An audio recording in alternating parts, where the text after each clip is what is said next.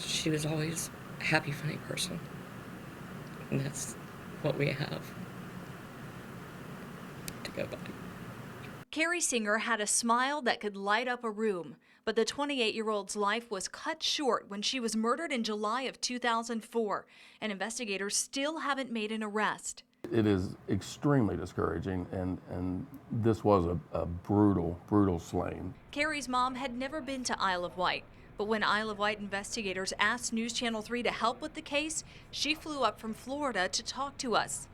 I don't want another family to go through what we're going through, and this person is out there, and they will do this again. Investigator Sergeant Randy Patrick says this is the case that haunts him. He and Captain Paul Phelps have worked desperately to solve it, even hiring a psychic at one point.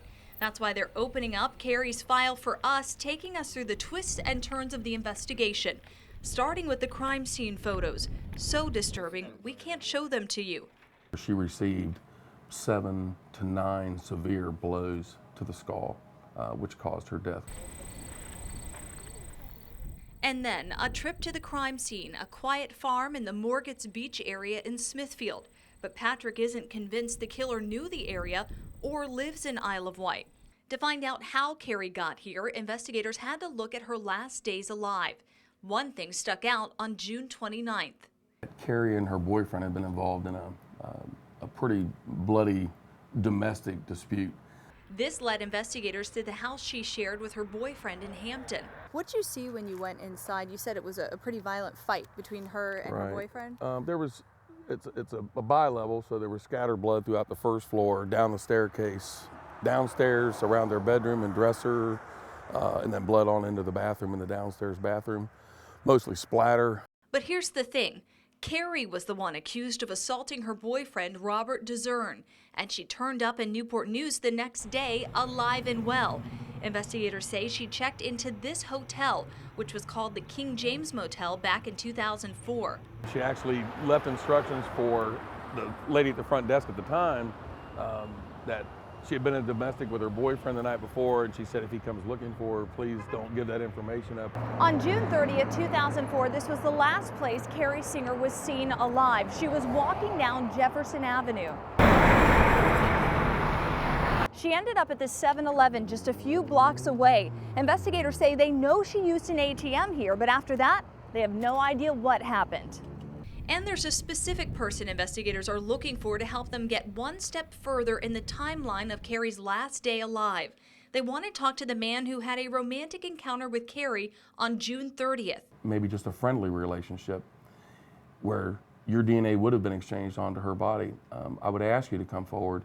Investigators have also talked to Carrie's boyfriend, Robert DeZern, about their violent relationship, which raised red flags for Patrick. Is it possible that poor Carrie Singer just met up with some deranged person? I suppose that's possible. I highly doubt it. And I do believe that this truly fits a crime of passion, absolutely. So News Channel 3 called DeZern to see what he had to say. They want to know if you had something to do with her death. What do you say to that? I say I have nothing to do about it. And we brought up something investigators found suspicious. Carrie's body was found late in the day, but DeZern didn't go to work on the morning that Carrie died. It seemed unusual that you went to work the day after the attack when you were hurt, and then you didn't go the next day, the day when her body was found.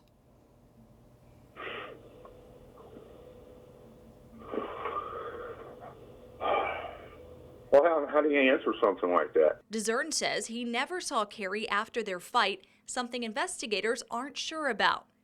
They say they can almost connect the dots that they think you were involved, but they're not sure. Well, I had absolutely nothing to do with it, and I don't know who did. Meanwhile, Carrie's mom is taking advantage of her trip to Virginia to remind people about Carrie, putting up posters in some of the areas where she was last seen. We will never stop. I've been doing this for 5 years and will continue until this person's caught. So I'll never give up on trying to find the person.